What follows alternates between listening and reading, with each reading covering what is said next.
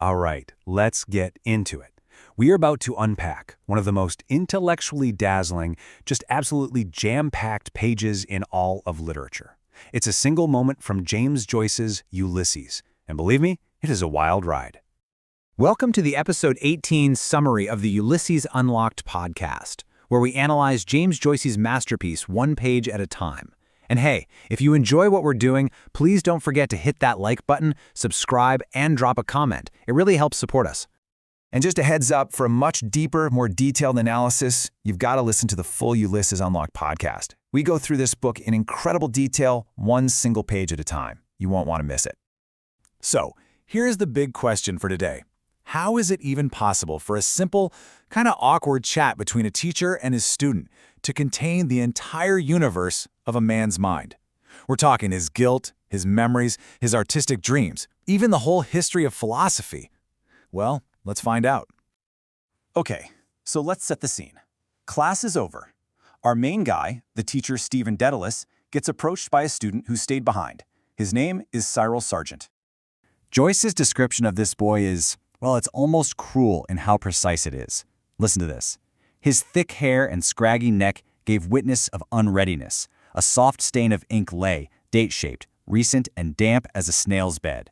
Wow. That phrase, damp as a snail's bed, that is pure Joyce. It's pathetic and a little gross all at once, and it just sets this incredibly specific mood. And Stephen's first thought? It's just as brutal. As he takes the boy's math notebook, one single word flashes through his mind: futility. What a bleak, cold way to start. But trust me, things are about to get a whole lot more complicated. Because just as quickly as Stephen writes this kid off, his mind does this incredible 180. He flips from this cold, detached observation to a moment of deep, almost painful self-recognition. He looks at Sargent, and boom, he sees himself. Like him was I. These sloping shoulders, this gracelessness, my childhood bends beside me. In this weak, awkward student, Stephen is literally seeing the ghost of his own past. It's this powerful spark of empathy that just changes everything. So you have to ask, right? What is it about this boy? Why does this specific image of a vulnerable kid trigger such an absolute avalanche of memories and guilt for Stephen? The answer to that question is really the key to the whole passage. Seeing Sargent, this squashed, boneless snail, as Stephen calls him, immediately makes his mind jump to the one force in the universe that protects creatures like him from being crushed by the world: a mother's love. And that brings us to the absolute heart of this whole section: Amor Matris, the love of a mother. It's a concept that Stephen starts to pick apart with the cold precision of a scholar, even while it's tearing him up inside. Now this is just fascinating. Stephen, ever the intellectual, immediately starts breaking this down like a grammar problem. Is Amor Matris subjective genitive, the love a mother gives, or is it objective genitive, the love a child is supposed to feel for their mother? For Stephen, this isn't just an academic exercise, it's the absolute core of his personal hell. He got the first kind of love, but he feels like he failed miserably at the second. And that conflict just unleashes this gut punch of a memory of his own mother, who just died. He doesn't see a person, he sees these haunting sensory fragments, the trembling skeleton of a twig burnt in the fire, an odor of rosewood and wetted ashes. It's a memory just dripping with decay and guilt, especially because we know he refused to pray for her as she was dying.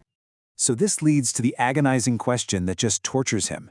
Is a mother's love the only true thing in life, or is it a sacred bond that an artist, someone like him, has to viciously break in order to be truly free?